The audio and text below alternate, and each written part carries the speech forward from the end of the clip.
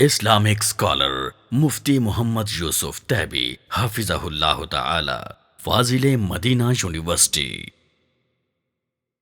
قال الله عز وجل: وسارعوا إلى مغفرة من ربكم وجنة عرضها السماوات والأرض أعدت للمتقين الذين ينفقون في السراء والضراء والكاظمين الغيظ والعافين عن الناس والله يحب المحسنين والذين إذا فعلوا فاحشة أو ظلموا أنفسهم ذكروا الله فاستغفروا لذنوبهم ومن يغفر الذنوب إلا الله ولم يصروا على ما فعلوا وهم يعلمون.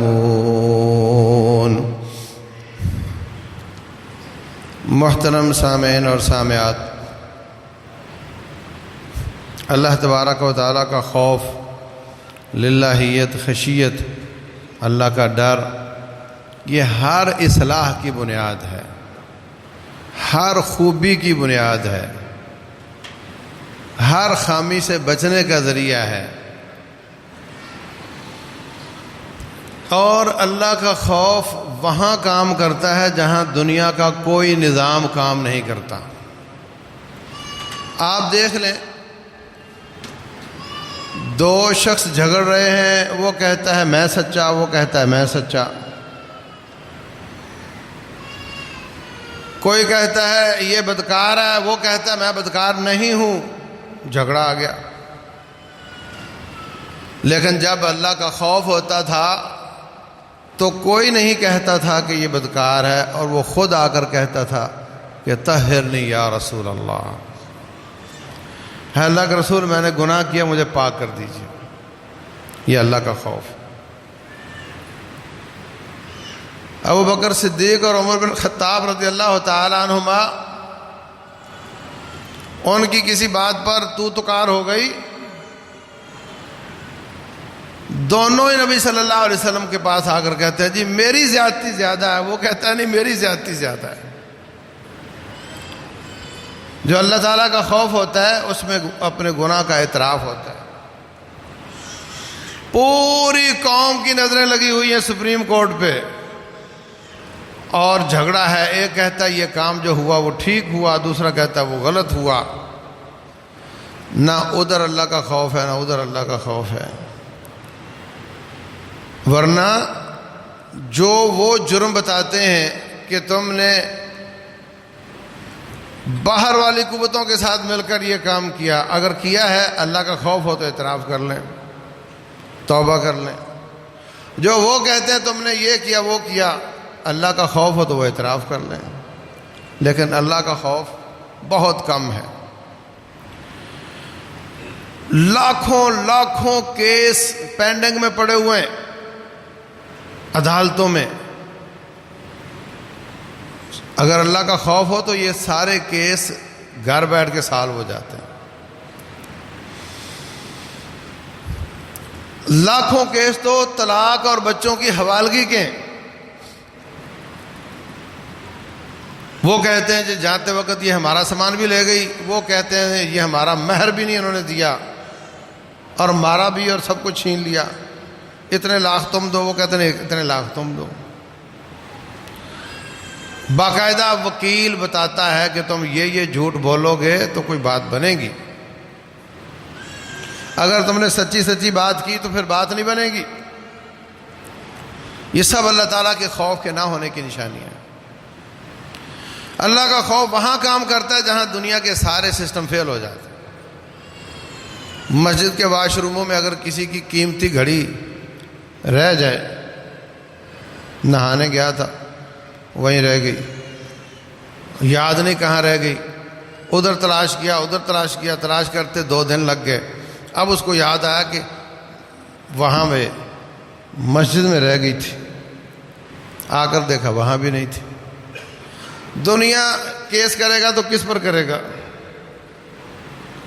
وکیل، جج، jury, ISI، IB، CIA Mossad کوئی ایجنسی وہاں کام نہیں کر سکتی، کوئی اس چور کو یا اٹھا لینے والے کو پکڑ کر نہیں لا سکتی، ساری دنیا فیل ہے، لیکن اگر اٹھانے والے کے دل میں اللہ کا خوف ہے تو چیز واپس آ سکتی۔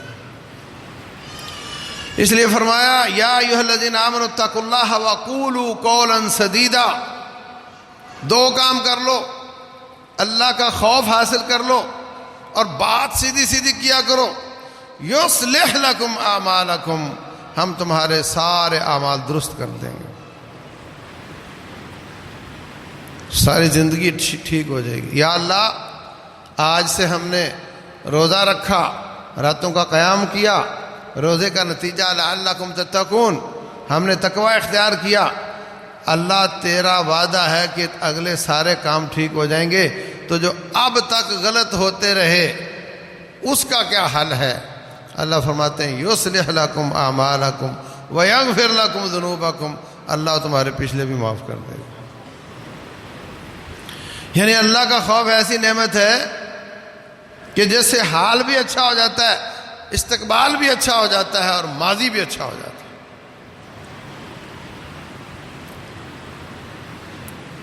تو اللہ تبارک و تعالی نے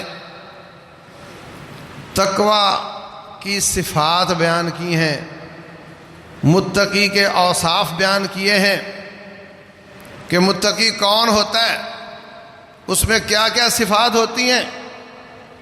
یہ صفات رمضان میں پیدا کرنے کی ضرورت ہے۔ روزہ رکھو وہ بھی ادھر ہی لے کر جائے گا، راتوں کا قیام کرو وہ بھی ادھر ہی لے کر جائے گا، بھوک لگتی ہے تو لوگوں کا احساس کرو وہ بھی ادھر ہی لے کر جائے گا۔ یہ سارے کام تقوی اختیار کرنے والے کے ہیں، جو اللہ تبارک و تعالیٰ نے بیان کیے ہیں کہ میرے متقی بندے ان کے یہ اوصاف ہوتے ہیں۔ آئیے ذرا غور کرتے ہیں کہ ہم میں وہ کتنے کے ہیں۔ فرمایا وَسَارِعُوا إِلَى مَغْفِرَةٍ مِّن رَّبِّكُمْ وَجَنَّةٍ، اللہ کی بخشش اور جنت کی طرف دوڑ لگا دو، جلدی کرو۔ ایک تو جلدی اس لیے کرو کہ وقت پتہ نہیں کب ختم ہو جائے۔ آج کل موتیں بڑی عجیب و غریب ہیں، بیٹھا بیٹھے وہ گیا، سجدے میں گیا وہ گیا، خطیب تقریر کرتا کرتا وہ گیا، ایسی ایسی بیماریاں ہیں۔ پہلے یہ زیادہ تصور ہوتا تھا کہ جوان بوڑھا ہوتا ہے، بوڑھا ہو کر فوت ہوتا ہے، اب یہ تصور بہت کمزور ہو گیا ہے۔ اس لیے جلدی کرو، اور اس لیے بھی جلدی کرو کہ دوسرے کے مقابلے میں وہ میرا بھائی میرے سے پیچھے رہ جائے، میں اس سے آگے نکل جاؤں۔ ہم مقابلہ کرتے ہیں دنیا کے مال کو کمانے کے حساب سے کہ وہ پیچھے رہ جائے میں آگے چلا جاؤں، حالانکہ جو مقابلے کا میدان ہے وہ کون سا ہے کہ تقوی للہیت اختیار کرنا، اللہ کی جنت اور بخشش کی طرف آگے جانا۔ آپ جانتے ہیں کہ رمضان کا ٹارگٹ کیا ہے؟ رمضان کا ٹارگٹ ہے بخشش، اللہ کی مغفرت، جہنم سے آزادی، یہ ٹارگٹ ہے رمضان کا۔ آپ نے حدیث سن رکھی ہے، نبی صلی اللہ علیہ وسلم فرماتے ہیں جبریل امین آئے، کہنے لگے جس شخص کی زندگی میں رمضان آ جائے اور آ کر چلا جائے اور اس کے گناہ ابھی تک باقی ہوں، اللہ کرے وہ ذلیل ہو جائے۔ فرمایا میں نے اس پر آمین کہا ہے، میں نے اس پر آمین کہا ہے۔ تو بخشش حاصل کرنا یہ اس رمضان کا ٹارگٹ ہے۔ فرمایا سارعوا الی مغفرۃ وسارعوا الی مغفرۃ من ربکم وجنہ، اللہ کی بخشش کی طرف جلدی کرو، مقابلے میں جلدی کرو۔ وہ 1 گھنٹے میں تہجد تراویح ختم کرتا ہے، میں 1.25 گھنٹے میں ختم کروں، میں زیادہ لمبی پڑھوں۔ وہ اپنی بساط کے مطابق خرچ کرتا ہے، میں اس سے بھی اپنی بساط کے مطابق زیادہ خرچ کروں۔ یہ سب چیزیں متقین کی علامتیں ہیں۔ کچھ چیزیں ہیں جیسے صدقہ کرنا، مالی عبادات ہیں، کچھ چیزیں ہیں جو جسمانی عبادات ہیں جیسے روزہ ہے، نماز ہے، اور کچھ چیزیں ہیں جو دل کی عبادات ہیں. یہ ساری متقین کی صفات ہے. فرمایا وَسَارِعُوا إِلَىٰ مَغْفِرَةٍ مِّن رَّبِّكُمْ وَجَنَّةٍ عَرْضُهَا السَّمَاوَاتُ وَالْأَرْضُ، جس کی چوڑائی زمین و آسمان ہے. زمین و آسمان کا پیمانہ اللہ نے اس لیے بتایا کہ ہم نے اس سے بڑا پیمانہ کوئی دیکھا ہی نہیں. ہم نے اس سے بڑا پیمانہ کوئی دیکھا ہی نہیں، ورنہ جنت کا زمین و آسمان کے ساتھ تصور کلیئر نہیں ہوتا. رسول اللہ صلی اللہ علیہ وسلم فرماتے ہیں بخاری شریف میں کتاب الرقاق میں، جو سب سے غریب جنتی ہوگا اس کو اللہ تعالیٰ پوری زمین کی تمام دولتوں اور زمینوں کا 10 گنا عطا فرمائے گا. اب کتنے اربوں جنتی ہوں گے اور جو غریب ترین ہے اس کو 10 زمینیں مل رہی ہیں، تو کیا تصور آئے گا اس جنت کا زمین آسمان کے پیمانے سے. بہت بڑی ہے. فرمایا اس کی طرف جلدی کرو جو متقین کے لیے بنائی گئی ہے، اس میں اللہ کے متقی بندے داخل ہوں گے. متقی کون ہوتے ہیں؟ الذین ينفقون فی السراء والضراء، جو آسودگی میں بھی خرچ کرتے ہیں اور تنگی میں بھی خرچ کرتے ہیں. غریبوں کا عام طور پہ تصور یہ ہوتا ہے کہ میں تو خود لوگوں سے صدقہ لینے والا ہوں، میں کیوں خرچ کروں؟ ایسا نہیں ہے. یاد رکھو، ایک آدمی 1 کروڑ میں سے 1 لاکھ دیتا ہے تو 1% ہوا نا، اور ایک آدمی 10,000 سے 1,000 دے دے تو اس کا 1,000 10% ہے، اس کا 1,00,000 1% ہے. اللہ تبارک و تعالیٰ یہ سب حساب لگا کر ہی اجر دیتا ہے. جس طرح جتنی زیادہ تنگی ہو اس پر خرچ کرنے کا اتنا زیادہ ثواب ہوتا ہے. ایک آدمی 3 دن سے بھوکا ہے، اس کو کھانا کھلانا، اور ایک آدمی دوپہر کا کھانا بھی اس نے کھایا ہے، اس کو کھانا کھلانا، فرق ہوتا ہے. جہاں تنگی زیادہ ہو، پریشانی زیادہ ہو، وہاں خرچ کرنے کا اجر زیادہ ہوتا ہے. ایسے ہی زیادہ تنگی کی حالت میں صدقہ کرنے کا اجر زیادہ ہوتا ہے. اللہ اکبر. رسول اللہ صلی اللہ علیہ وسلم فرماتے ہیں اس کے اخلاص کے مطابق، اس کے تقوی کے مطابق، اس کے ایمان کے مطابق اللہ تبارک و تعالیٰ بسا اوقات غریب کا صدقہ بڑھا بڑھا کر ایک کھجور کو ایک پہاڑ جتنا بڑا کر دیتا ہے. من تصدق بعدل تمرۃ، جو ایک کھجور کے برابر صدقہ کرتا ہے، یاخذہ الرحمن فی یمینہ، اللہ اس کو اپنے دائیں ہاتھ میں لے لیتا ہے.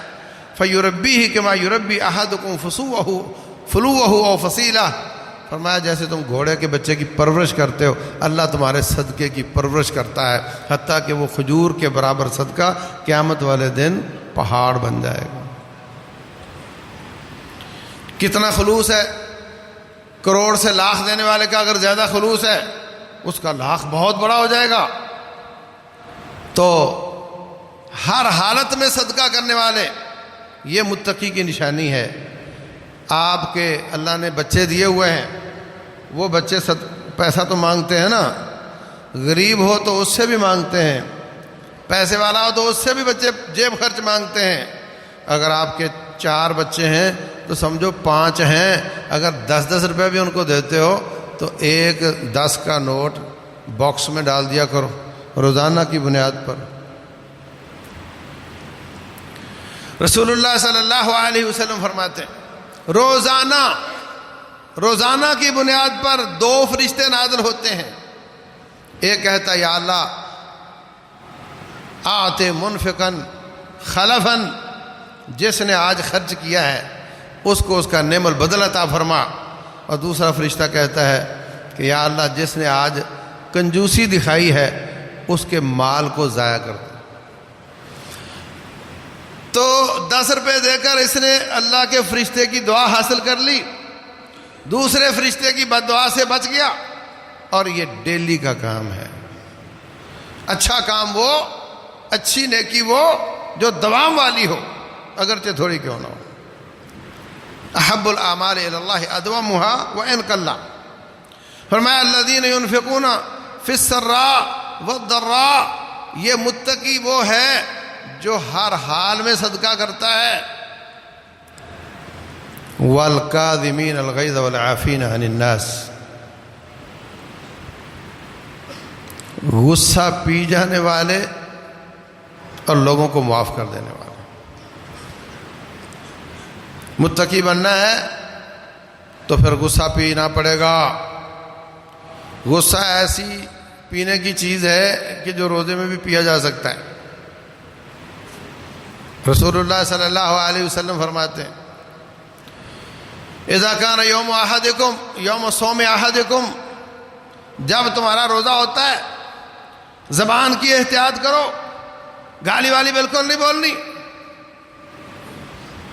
فَإِنْ صَابَّهُ أَحَدٌ أَوْ شَتَمَهُ، اگر سامنے والا گالی دے تو اپنے دل کو کہنا ہے کہ میں روزے دار ہوں، میں تیری گالی کا جواب نہیں دوں گا۔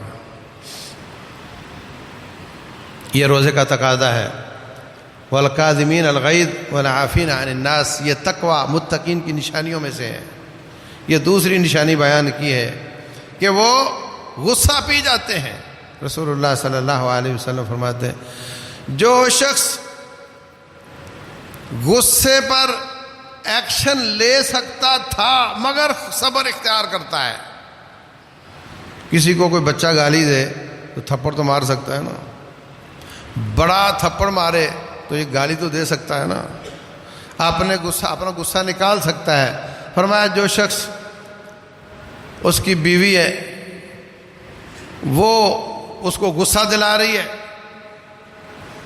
تو اس کو 2 لگا سکتا ہے، لیکن نہیں لگاتا، صبر کرتا ہے۔ سبحان اللہ۔ بعض لوگ اپنی بیوی کی بد کلامی سے پریشان ہیں۔ میں کہا کرتا ہوں کہ جتنے امتحان ہوتے ہیں وہ چیلنج بھی ہوتے ہیں اور چانس بھی ہوتے ہیں۔ امتحانات کو اپنے لیے چانس بنا لینا یہ بہت بڑی خوبی ہے۔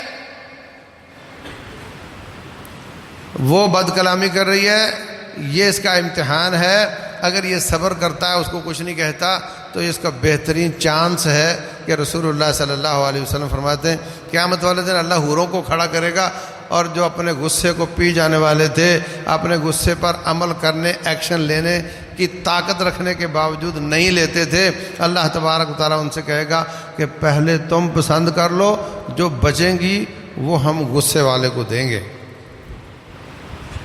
جو غصوں پہ عمل کرتے تھے وہ ان کو ملیں گے، تم پہلے پسند کر لو۔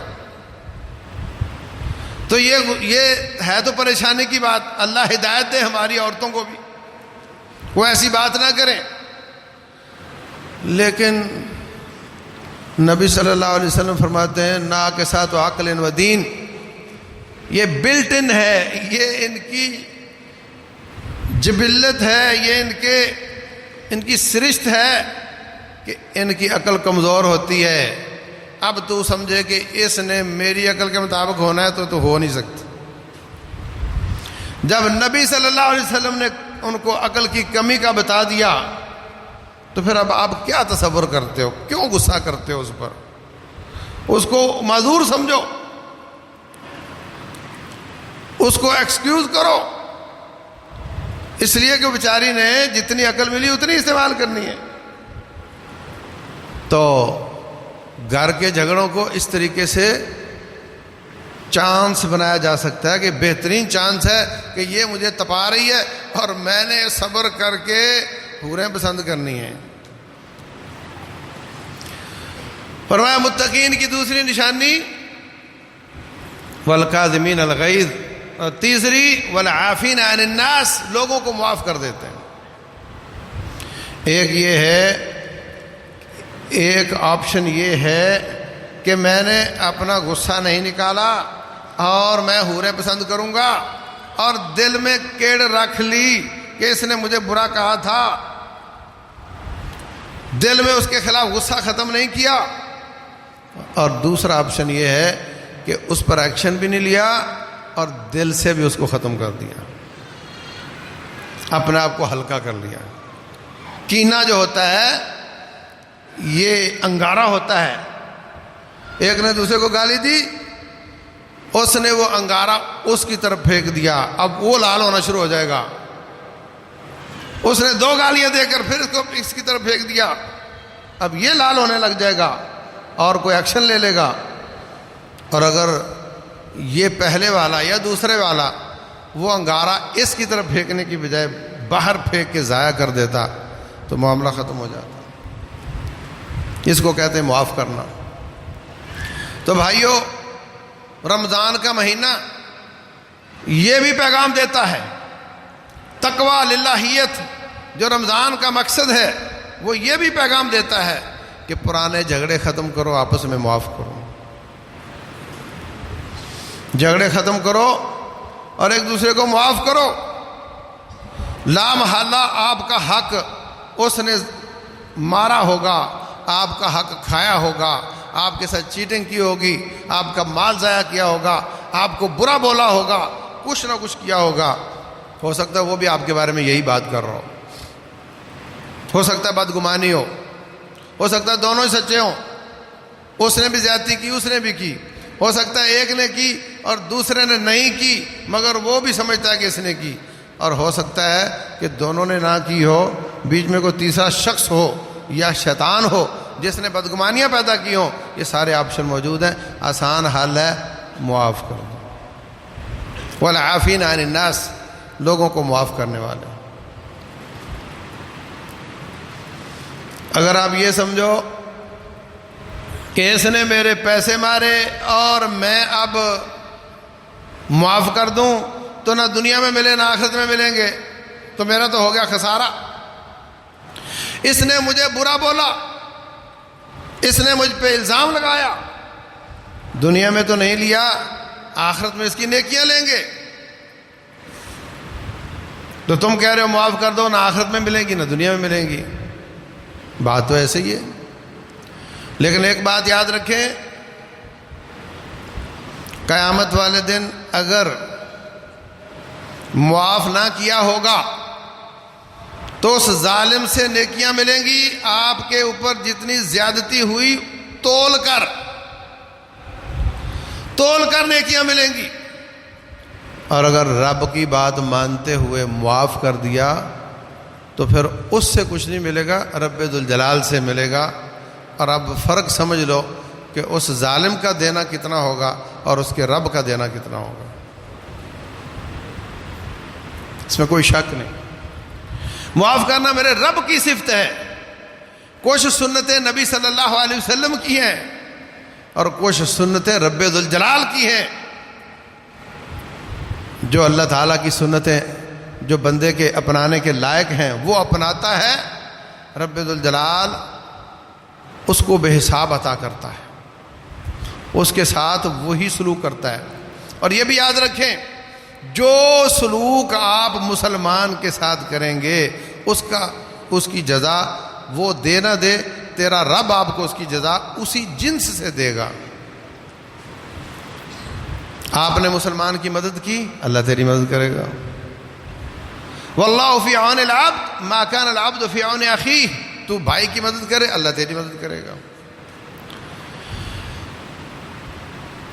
اللہ اکبر۔ اور تو بھائی کو معاف کرے اللہ تجھے معاف کرے گا۔ اللہم انک عفو، اے اللہ تو معاف کرنے والا ہے، تحب العفو، معاف کرنے کو پسند کرتا ہے۔ اللہ معاف کرنے کو پسند کرتا ہے، بندہ بندے کو معاف کرے اس کو بھی پسند کرتا ہے، اللہ بندے کو معاف کرے اس کو بھی وہ پسند کرتا ہے، تو اللہ تجھے معاف کرے گا۔ بخاری شریف میں رسول اللہ صلی اللہ علیہ وسلم فرماتے ہیں ایک سابقہ امتوں کا آدمی لوگوں کو پیسے دیتا تھا، پیسے دیتا بغیر سود کے، وعدہ لے لیتا کتنی دیر بعد واپس کرو گے،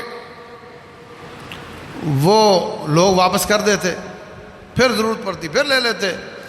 کچھ لوگ غریب وہ اپنے پیسے ادا نہ کر پاتے، آ کر کہتے جی میں حاضر ہوں لیکن میں پیسے نہیں لے کر آیا، مجھے آپ مہینہ 4 مہینے اور دے دو۔ وہ اس کو مہلت دے دیتا، اگلی مہلت پر پھر وہ آ کر کہتا آپ نے بڑا مجھ پہ احسان کیا مگر میں آپ کے پیسے جمع نہیں کر سکا۔ اپنے منشی سے کہتا ہے یہ بار بار آتا ہے، ہوتے اس سے ہے نہیں، اس کا کھاتا ہی صاف کر دو۔ رسول اللہ صلی اللہ علیہ وسلم فرماتے ہیں قیامت والے دن اس کو پیش کیا جائے گا، اس کے اعمال سے اللہ تعالیٰ اس کا یہ عمل دیکھے گا کہ یہ میرے بندوں کو معاف کر دیا کرتا تھا۔ اللہ فرمائے گا جا میں نے تجھے معاف کر دیا۔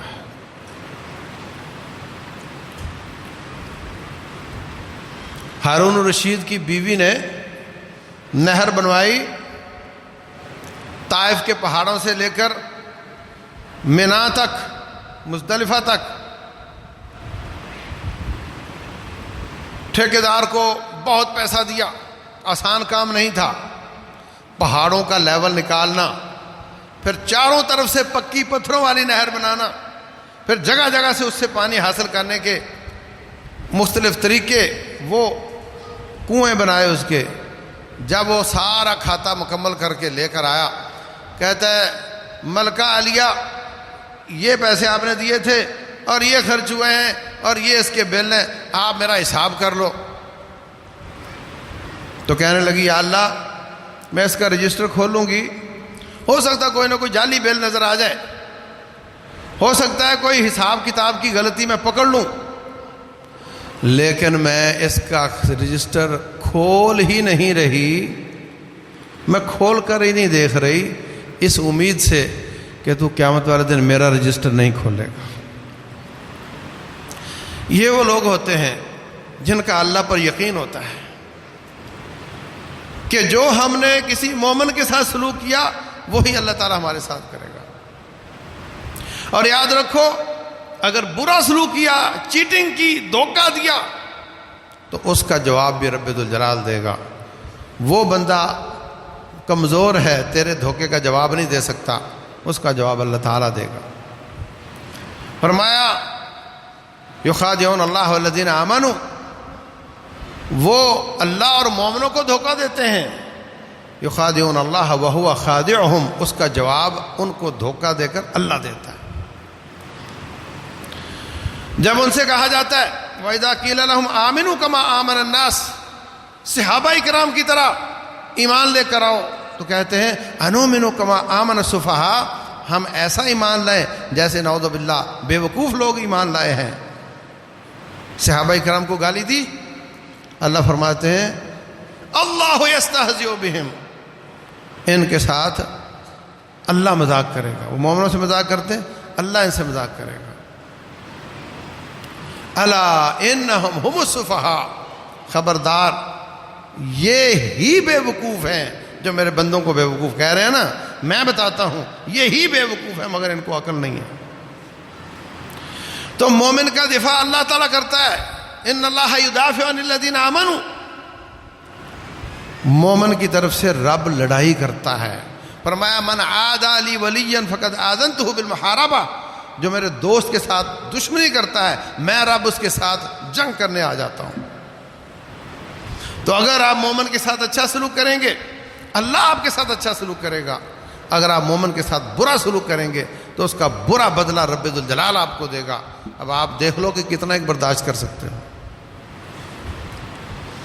تو اس لیے معافی بڑا آسان کام ہے۔ اس نے اس کو انگارہ بھیج دیا، اس نے ادھر انگارہ بھیج دیا، جلتا رہے گا جلتا رہے گا، ہو سکتا ہے کمزور ہو، گالی کا جواب گالی میں نہ دے سکے، جلتا رہے گا، کڑتا رہے گا، سنبھال کے رکھے گا، فائدہ کوئی نہیں۔ نمازیں خراب، نیند نہیں آتی، اس نے مجھے برا کہا، آسان کیا ہے؟ معاف کر دو، معاف کر دیا، جان اپنی آسان ہو گئی۔ اگر سنبھال کر رکھا، اس نے فلاں موقع پر یہ کہا تھا، کبھی موقع بنا تو اس کو بتاؤں گا، اس نے فلاں موقع پر گن کے رکھا ہوا ہے، یاد کرتا ہے اس کو روزانہ، اس کو کہتے ہیں کینہ پروری، کینے کی پرورش کرتا ہے، تو فائدہ کوئی نہیں، کڑتا جلتا رہے گا۔ اور اگر نیک پاک ہوا قیامت والے دن سیدھے ہاتھ میں اعمال نامہ مل گیا، قیامت والے دن رب ذوالجلال کے سامنے سوالوں کے جواب دینے کے لائق ہو گیا، قیامت والے دن پاس ہو گیا، قیامت والے دن پل صراط سے آگے نکل گیا، قیامت والے دن بالکل جنت سامنے نظر آ رہی ہے، دروازہ کھلا ہوا ہے، خوشبوئیں آ رہی ہیں، ٹھنڈی ہوائیں آ رہی ہیں، کوئی زیادہ فاصلہ نہیں رہ گیا، جا رہا ہے جنت میں، لیکن سینے میں کینہ ہے۔ رب ذوالجلال فرماتے ہیں وَنَزَعْنَا مَا فِي صُدُورِهِم مِّن غِلٍّ، ہم ان کے سینوں سے کینے نکال دیں گے۔ ایک چیک پوسٹ آئے گی جس کا نام کنترا ہے، وہاں پر سینے سکین ہوں گے، جن کے سینے میں مسلمانوں کے خلاف کینہ ہے ان کو سائڈ پہ کر لیا جائے گا، باقی سب جاؤ، یہ نہیں جا سکتے۔ یہ کوئی گندی چیز چھپا کے جا رہے تھے پاک جنت میں، نہیں جا سکتے، تلاشی دو۔ اللہ اکبر، پھر کیا ہوگا؟ مجبوراً معافیاں تلافیاں کریں گے، پھر اس کو نکالیں گے تو پھر جنت میں جائیں گے، تو پھر اتنی دیر سنبھالنے کا فائدہ کیا ہوا؟ اس لیے متقین کی صفت والکاظمین الغیظ والعافین عن الناس واللہ یحب المحسنین، اللہ احسان کرنے والے کو پسند کرتا ہے۔ والذین اذا فعلوا فاحشۃ، متقین کی اگلی صفت یہ ہے کہ جب ان سے کوئی فحاشی کا کام ہو جاتا ہے، او ظلموا انفسہم، یا اپنی جان پہ ظلم کر بیٹھتے ہیں، ذکر اللہ یاد آ جاتا ہے، اللہ یاد آ جاتا ہے، مجھے تو اللہ دیکھ رہا تھا، میں اللہ کو کیا جواب دوں گا؟ اللہ تعالیٰ سے بخشش مانگتے ہیں، اپنے گناہوں کی بخشش مانگتے ہیں۔ کیا فرق ہے دونوں میں؟ اللہ تعالیٰ سے بخشش مانگتے ہیں، اپنے گناہوں کی معافی مانگتے ہیں۔ یہ دو باتیں کیوں ہیں؟ ایک ہوتا ہے مطلق یا اللہ معافی، یا اللہ معافی، یا اللہ معافی، معافی دے دے، معاف کر دے۔ ایک ہے کہ اللہ میں نے یہ جرم کیا ہے، میں اعتراف کرتا ہوں، مجھے معاف کر دیں۔ یہ ہے واستغفروا لذنوبہم۔ اور یاد رکھو معافی تب ملتی ہے جب انسان اعتراف کرتا ہے، شرمندگی کا اظہار کرتا ہے، آئندہ عزم کرتا ہے کہ نہیں کروں گا، اور سب سے پہلے اس گناہ کو چھوڑ دیتا ہے۔ گناہ کو چھوڑ دے، شرمندہ ہو، اعتراف کرے، آئندہ عزم کرے کہ یہ نہیں کروں گا، اور اگر کسی انسان کا حق مارا ہے تو اس کو واپس کرے۔ انسانوں کے حق رب روٹین میں معاف نہیں کرتا۔ ایسا نہیں ہو سکتا کہ چوری کرو اور آ کر کے درود تنجینہ پڑھ لو تو 80 سال کا گناہ معاف ہو گئے، ایسا نہیں ہوتا، وہ چوری واپس کرنی پڑے گی، اور توبہ جلدی کرے، لیٹ نہ کرے۔ انما التوبۃ علی اللہ للذین یعملون السوء بجہالہ ثم یتوبون من قریب۔ اللہ تعالیٰ توبہ اس کی قبول کرتا ہے جو انجانے میں گناہ تو کر بیٹھتا ہے، پھر جلدی اللہ کی طرف رجوع کرتا ہے، لیٹ نہیں کرتا۔ تو اس طریقے سے فاستغفر اللہ سے بخشش مانگتے ہیں، واستغفروا لذنوبہم، اپنے گناہوں کو اعتراف کر کے ایک ایک کر کے چھوڑ کر اللہ سے معافیاں مانگتے ہیں۔ میرے بھائیوں، میں یہ نہیں پوچھوں گا کہ آپ کون سا گناہ کرتے تھے اور کون سا آپ نے چھوڑا، لیکن میں اتنا پوچھنا چاہتا ہوں کہ 4 5 6 دن گزر گئے ہیں، ہم نے کیا کوئی ایک گناہ ایسا ہے جو اس طریقے سے چھوڑا ہو کہ اللہ کے سامنے شرمندگی ہوئی ہو اور آئندہ عزم کیا ہو کہ نہیں کروں گا اور اس کو چھوڑ دیا ہو؟ کوئی ایک گناہ ہے کسی بھائی نے جو چھوڑا ہو؟ ہاتھ کھڑا کرے۔ اب آپ دیکھ رہے ہیں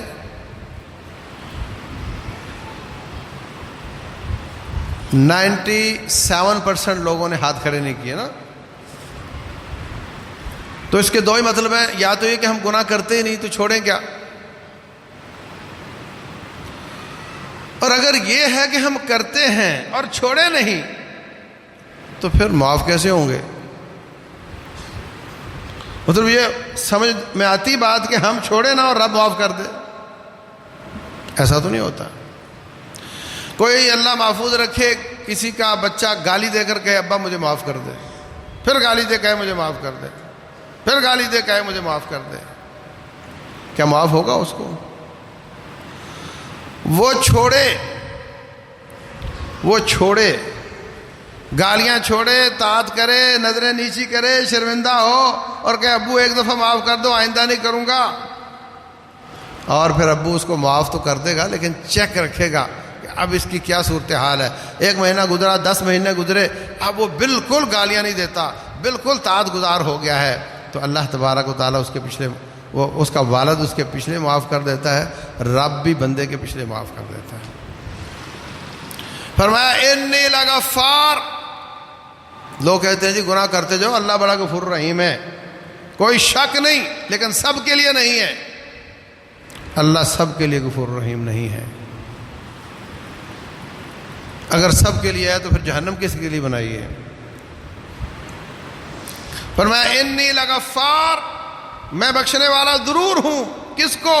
لمن تابا، جو توبہ تو کرے آ کر، وآمنا، عقیدہ ٹھیک کرے، وعمل صالحا، اعمال درست کرے، ثم اہتدی، پھر ہدایت والا بن کر زندگی گزارے، اللہ تبارک و تعالیٰ اس کے پچھلے سارے معاف کر دیتا ہے.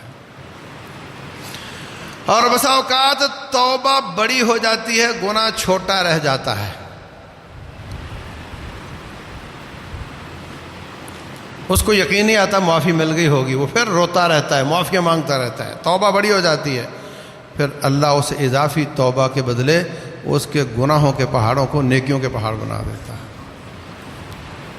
الا من تاب وآمن وعمل عملا صالحا فاولئک یبدل اللہ سیئاتہم حسنات. اللہ ان کے گناہوں کو نیکیوں کے پہاڑ بنا دیتا ہے. تو متقین کے اوصاف کیا بیان کیے؟ جو تنگی اور آسانی میں خرچ کرتے ہیں، جو لوگوں کو معاف کر دیتے ہیں، جو غصہ پی جاتے ہیں، جو اللہ تعالیٰ سے معافیاں مانگتے ہیں، اپنے گناہوں کا تذکرہ کر کے معافیاں مانگتے ہیں. وَلَمْ يُصِرُّوا عَلَى مَا فَعَلُوا وَهُمْ يَعْلَمُونَ، اپنے کیے پر اصرار نہیں کرتے، اکڑتے نہیں، بلکہ فوری طور پہ اپنے کیے پر پشیمان ہو کر اللہ تعالیٰ سے معافی مانگتے ہیں. دوسرے مقام پر اللہ تعالیٰ نے متقین کی اور صفات بیان کی ہیں. فرمایا الف لام میم ذالک الکتاب لا ریب فیہ ھدی للمتقین، یہ کتاب ہدایت ہے متقین کے لیے. متقین کون کون ہیں؟ الذین یؤمنون بالغیب، جن کا ایمان اچھا ہے، جو اپنی عقل پر اعتبار نہیں کرتے، رب اور اس کے رسول کی بات پر یقین رکھتے ہیں. وَيُقِيمُونَ الصَّلَاةَ، نماز قائم کرتے ہیں. بے نماز متقی نہیں ہو سکتا. وَمِمَّا رَزَقْنَاهُمْ يُنْفِقُونَ، پچھلی آیت میں بھی یہ تھا، یہاں بھی یہ ہے کہ وہ اللہ تعالیٰ کے راستے میں خرچ کرتے ہیں. الَّذِينَ يُؤْمِنُونَ بِمَا أُنزِلَ إِلَيْكَ، وہ قرآن پر ایمان لاتے ہیں. وَمَا أُنزِلَ مِن قَبْلِكَ، اور وہ سابقہ کتابوں پر بھی ایمان لاتے ہیں. وَبِالْآخِرَةِ هُمْ يُوقِنُونَ، اور آخرت پر ایمان لاتے ہیں. یہ صفات ہیں متقین کی. اور متقین کون ہیں؟ جن کا روزہ قبول ہوگا، جن کی نماز قبول ہوگی، جو روزے کا بھی نتیجہ ہے، حج کا بھی، اور تمام نیک اعمال کا نتیجہ ہے. اللہ اکبر. تیسرے مقام پر اللہ تعالیٰ فرماتے ہیں لیس البر ان تولوا وجوهکم قبل المشرق والمغرب ولكن البر من آمن بالله واليوم الآخر والملائکہ والکتاب والنبیین، جو فرشتوں پر ایمان لائے، آخرت پر ایمان لائے، نبیوں پر ایمان لائے. وَأَقَامَ الصَّلَاةَ، نماز قائم کرے، اور اللہ تعالیٰ کے راستے میں زکوٰۃ ادا کرے، صدقات کرے۔ وَالْمُوفُونَ بِعَهْدِهِمْ إِذَا عَاهَدُوا، جو اپنے وعدے پورے کرتا ہو۔ بہت بری حالت ہے، بہت بری حالت ہے۔ آپ کسی جتنے بھی سروسز پرووائڈ کرتے ہیں، جوتیاں بنانے والے سے لے کر کپڑے بنانے والے تک، لکڑی کا کام کرنے والا، لوہے کا کام کرنے والا، جتنے بھی اے سی ٹھیک کرنے والا، جو سروسز معاشرے میں موجود ہیں، آپ ان کے پاس جاؤ، میری گاڑی ٹھیک کر دو، میرا اے سی ٹھیک کر دو، میری گھڑی ٹھیک کر دو، میری کرسی ٹھیک کر دو، بتاؤ کتنے بجے دوبارہ آؤں لینے کے لیے۔ بہت کم ہوگا کہ آپ جاؤ اور آپ کا کام ہو چکا ہو، چکر لگوائے گا۔ احساس ہی نہیں ہے کہ کوئی آدمی آیا ہے، اس کا خرچہ آیا اس پر، میں نے اس سے وعدہ کیا ہوا ہے۔ رنگ کرنے والے دیکھ لو، ادھر سے کچھ کام پکڑ لیا، تھوڑا ادھر پکڑ لیا، تھوڑا ادھر منہ دکھا دیا، تھوڑا ادھر منہ دکھا دیا۔ وَالْمُوفُونَ بِعَهْدِهِمْ إِذَا عَاهَدُوا، متقین کی نشانی ہے، وہ اپنے وعدے پورے کرتے ہیں۔ وَالْمُوفُونَ بِعَهْدِهِمْ إِذَا عَاهَدُوا والصابرین، اور صبر کرنے والے، تنگی میں بھی، بیماری میں بھی اور جنگ میں بھی۔ اس وقت تنگی تو ہر ایک کو ہی ہے تقریباً، الا ماشاء اللہ، بیماریاں بھی بہت ہیں، اور اس پر بے صبری بھی انتہا کی ہے۔ مہنگائی بہت ہے، پوری دنیا میں مہنگائی بہت ہے، لیکن اس پر بے صبری، اور آئے دن حکمران جو کہ جس کو ہم غلط سمجھتے ہیں، اس کے باوجود ان کی برائیاں کر کر کے اپنی نیکیاں ان کو دے رہے ہوتے ہیں۔ وہ ان کو برا کہہ رہا ہوتا ہے، وہ ان کو برا کہہ رہا ہوتا ہے، اس کو نہ اس نے کچھ دینا ہے نہ اس نے کچھ دینا ہے، یہ آپس میں لڑ رہے ہوتے ہیں۔ بے صبری کی انتہا ہے۔ تو فرمایا وہ لوگ صبر کرتے ہیں، تکلیف میں بھی، تنگی میں بھی اور جنگ کی حالت میں بھی صبر کرنے والے، اور صدقہ کرتے ہیں کن پر؟ یتیموں پر، مسکینوں پر، رشتہ داروں پر صدقہ کرنے والے۔ یہ سب صفات اللہ تعالیٰ نے متقین کی بیان کی ہیں، اور آخر میں فرمایا اولئک هم المتقون، یہ جن کی ساری خوبیاں میں نے بیان کی ہیں، یہی اصل میں تقوی اختیار کرنے والے۔ فرمایا یا ایھا الذین آمنوا کتب علیکم الصیام کما کتب علی الذین من قبلکم لعلکم تتقون۔ یہ روزے سے تقوی ملتا ہے، روزے سے تقوی ملتا ہے، اور یہ ساری خوبیاں اس رمضان کا حصہ ہے۔ اگر ہم واقعتاً چاہتے ہیں ہمارے شعبان اور شوال میں فرق نظر آئے تو تقوی چاہیے، اور تقوی کی یہ والی صفات ہے جو ہم نے اپنانے کی کوشش کرنی ہے۔ رب ذوالجلال والاکرام ہمیں رمضان سے ٹھیک ٹھیک فائدہ اٹھانے کی توفیق دے۔